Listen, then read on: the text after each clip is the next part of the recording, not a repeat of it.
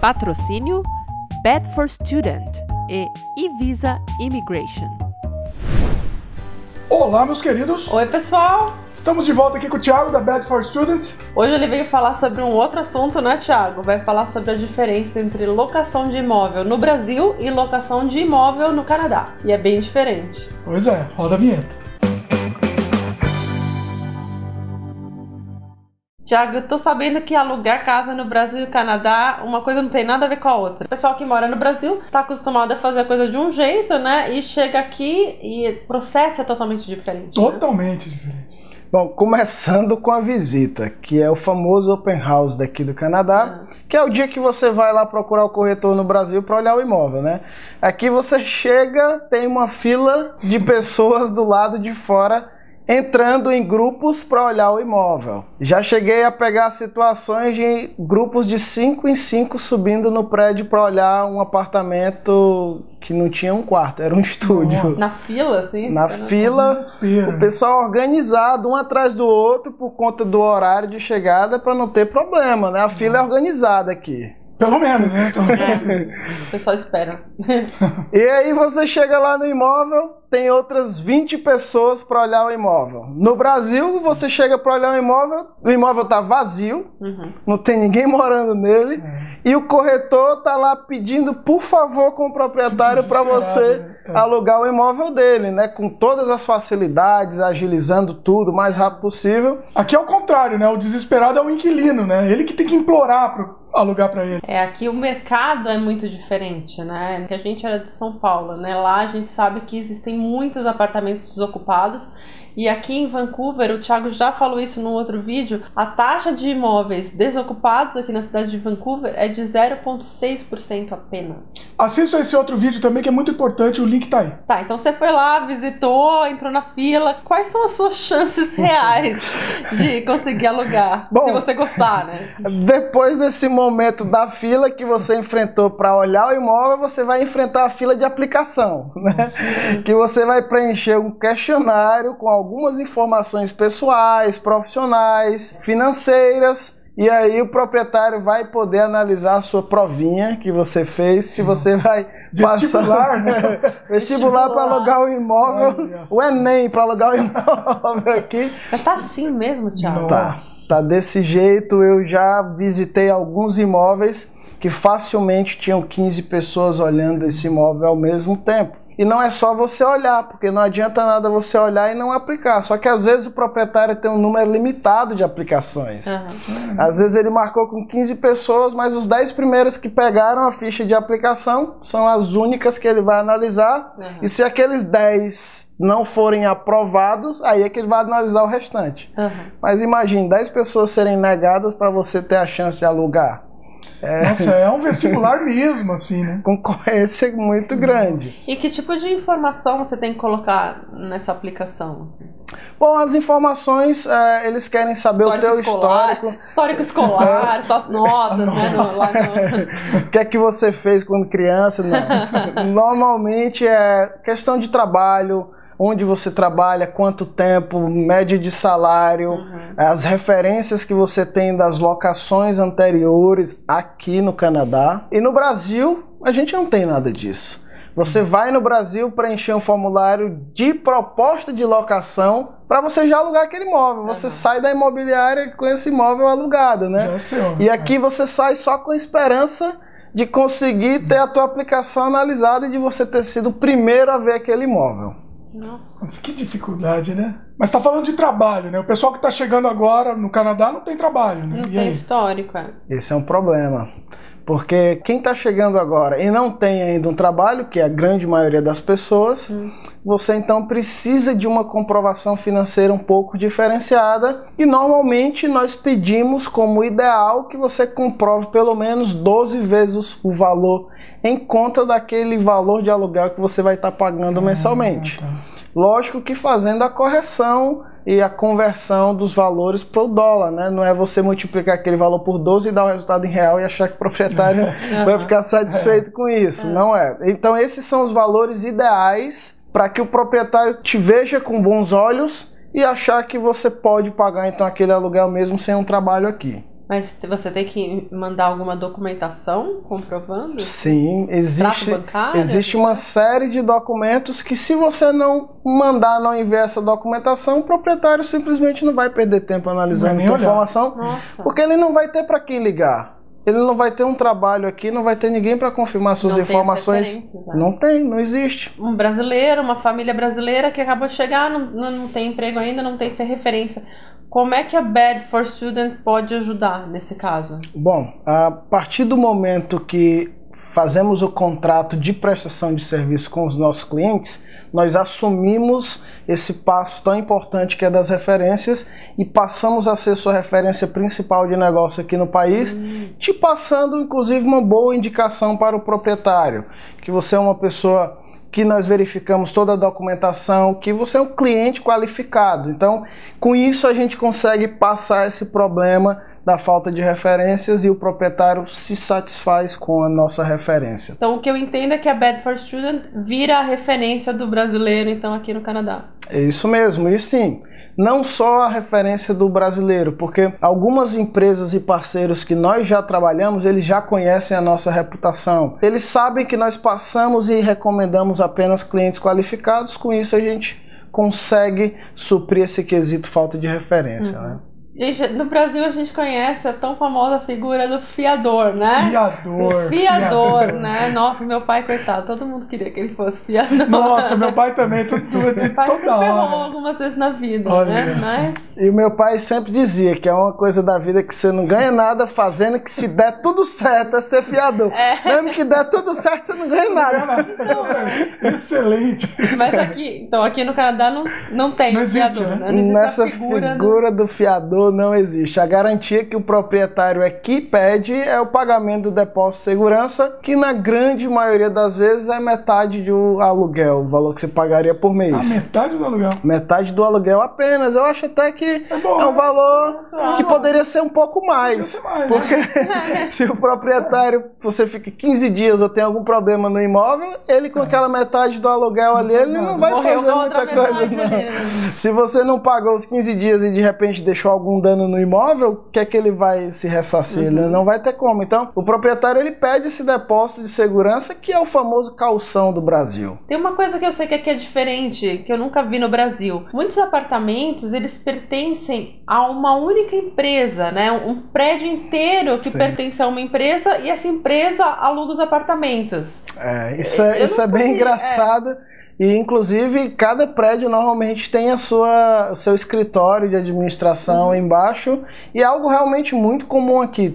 Temos vários parceiros, empresas que possuem complexos inteiros de 3, 4, 5 torres, e eles só alugam todos aqueles imóveis. Aí, de estúdio até imóvel de 3 quartos, eles têm uma variedade de imóveis muito grande, que no Brasil normalmente é um proprietário, tem um imóvel no prédio, o outro tem outra unidade e você aluga, né? Com isso, a grande diferença é que a empresa tem a própria equipe dela de, digamos assim, administradores. E uma grande diferença nisso também, nesse ponto, é que normalmente esses prédios têm um gerente que mora lá no prédio e que cuida de todos os detalhes, que ele é o famoso síndico do prédio. Para quem você vai perturbar lá quando acontece alguma coisa. E uma coisa interessante que é muito diferente do Brasil é que tudo, quase tudo pelo menos, é de responsabilidade do proprietário, né? Inclusive o condomínio, né? Isso é um ponto muito importante a se ressaltar, e eu acredito também que é um dos grandes motivos que tem muita gente que prefere alugar aqui em Vancouver. Então a responsabilidade da taxa de condomínio aqui é do proprietário do imóvel. Se a geladeira parou de funcionar, se aconteceu algum problema por uso comum mesmo, uso normal, é responsabilidade do proprietário de fixar. Você não vai ter o gasto de resolver isso e nem de pagar o condomínio um valor extra mensalmente. Isso nem o IPTU também, né? Nem o que chama IPTU, como é que chama a taxa? Equivalente ao IPTU. E nem a taxa, qualquer despesa do imóvel é responsabilidade do proprietário. O inquilino é responsável pelos danos que ele causa. Porque isso é uma coisa normal. Quebrou a parede, você vai ter que arrumar. Mas você tem um problema que é comum, né? Às vezes dá um problema no aquecimento. É interessante esse negócio da manutenção mesmo. Eu lembro que a gente teve problema com termostato. Como é que chama o negocinho? É o termostato. Com o termostato, né? Não tava ligando. E aí eu lembro que o proprietário falou assim, não, mas ainda não tá tão frio, né? Então não precisa ligar.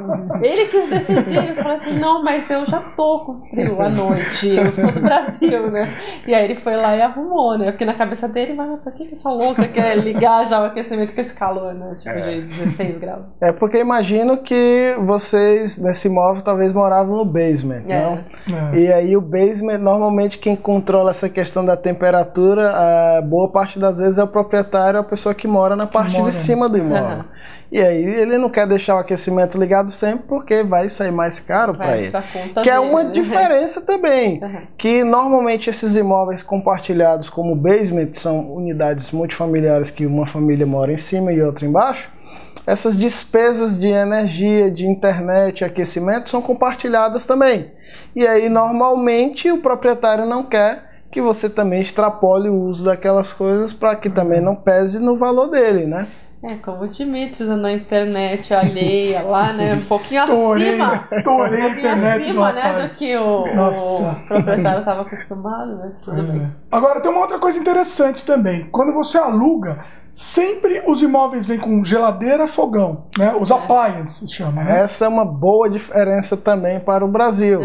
Não é só coisa ruim, tá, gente? De diferença. Coisa boa também. Tem coisa boa. Realmente a cozinha sempre vem com geladeira, fogão. Eu diria que é a mobília básica, né? E os armários de cozinha. Alguns imóveis vêm com a cozinha um pouco mais completa, com máquina de lavar louça, micro-ondas.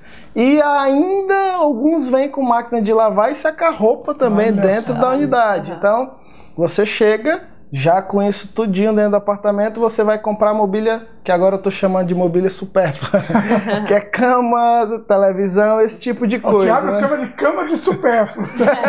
Tendo geladeira, tá tudo bem. Tendo a geladeira e fogão para comer, tá ótimo. Uma coisa que eu sei que conta muito, né, na hora de você alugar é se você tem criança ou se você tem animais de estimação. Né?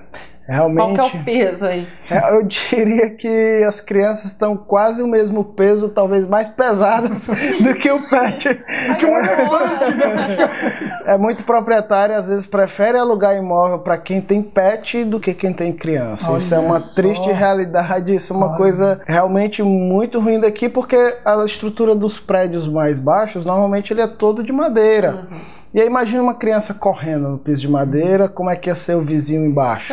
A gente não precisa imaginar, exatamente. A gente não precisa imaginar. A gente tem dois que correm aqui todo tempo. Já chamaram até a polícia aqui, a gente já contou. Tem um vídeo, então o link tá aí, inclusive. Bom, então realmente existe essa diferença. E também alguns imóveis aqui, às vezes o proprietário até quer aceitar o pet, mas se o condomínio, a convenção dele não permite pets, também não tem o que fazer. E é algo que é bem restrito também aqui em Vancouver. Mas com adolescente, eu sei que existe uma outra questão, que pra mim isso é uma coisa meio nebulosa, assim, né? Que é a questão de não poder dormir menino e menina, adolescente no mesmo quarto. Isso procede? Como é que é? Isso é uma realidade também daqui. Muito proprietário tem a restrição de irmãos do sexo oposto, adolescentes, dormirem no mesmo quarto. E aí tem os motivos deles, é uma coisa que é bem de costume aqui, algumas pessoas seguem, outras não, mas é algo realmente que a gente encontra algumas vezes e algumas famílias, quando a gente está conversando, já indica às vezes até conseguir um imóvel com um número maior de quartos, quando o orçamento também permite isso, lógico, né? Quando não, a gente tenta convencer e conversar com o proprietário para resolver da melhor forma possível. E a questão dos pagamentos, Thiago? Os clientes pagam para Bet for Student, pagam direto para o proprietário? Como é que funciona isso? Não, essa questão do pagamento mensal, não. A Bet for Student não recebe nenhum valor a título de pagamento de aluguel. Esse valor ele é pago diretamente ao proprietário do imóvel, que seguem as regras do contrato de locação entre as duas partes, o proprietário e o nosso cliente, que é o inquilino, e nós fazemos apenas o ajuste do contrato, ajudamos para que essa situação seja resolvida e que o proprietário receba o pagamento conforme ele espera, pagamento esse ajustado entre o proprietário e o inquilino do imóvel. E aí a diferença básica em relação ao pagamento é que aqui normalmente você paga em cheque, que no Brasil é uma figura abolida, o cheque voador. Se usa muito cheque É muito no Canadá. Cheque é uma forma muito comum de pagamento, como também o débito automático em conta. No Brasil, normalmente o pessoal paga transferência bancária, boleto, enfim. Então fala um pouco da Bad for Student, Thiago. Como é que a empresa de vocês pode ajudar, né, até para esclarecer essa diferença, né, como a coisa funciona aqui? Nós conversamos aqui de forma bem rápida alguns casos, diferenças. Existem ainda outras situações. Nós vamos então te explicar, falar todas as diferenças, o que observar, o que deixar de lado, como fazer. E a gente vai cuidar desse processo de locação para que você tenha aquele teu imóvel no dia da tua chegada, tão sonhado, esperando lá por você para entrar nele, né? E além disso também você evitar ter alguma dor de cabeça com fraudes, né? Que a gente sabe que acontece bastante. Você ter mais tempo livre com a sua família para aproveitar a cidade, resolver aquelas questões de banco, documento daqui, SIN number, enfim, tantas outras coisas que você ainda fazer isso junto com a procura do imóvel, você pode acabar ficando em apuros por não conseguir resolver nenhuma coisa nem outra, né? Então a gente vai te ajudar a ter esse imóvel pronto e você ficar livre aí para resolver esses outros fatores. É muito importante você já chegar aqui com uma base segura, né? E para quem quiser entrar em contato com a Bad for Student, vocês podem usar esse e-mail que está aparecendo aqui e está na descrição do vídeo. É isso aí. Muito bom. E a gente quer agradecer a tua presença aqui de novo, Thiago, sempre super esclarecedor. E o Thiago vai voltar, obviamente. O pessoal tem muitas dúvidas, a gente vai voltar com o Thiago aqui esclarecendo essas outras questões. Isso aí, vamos fazer uma sessão aí de respostas, perguntas e respostas para tentar ajudar todo mundo. Q&A sobre aluguel. Pois é. É isso aí. Muito bom. Gostaram do vídeo? Dá um joinha pra gente, adicione os favoritos, comentem, divulguem, se inscrevam no nosso canal. Valeu e até a próxima. Tchau, tchau. Tchau.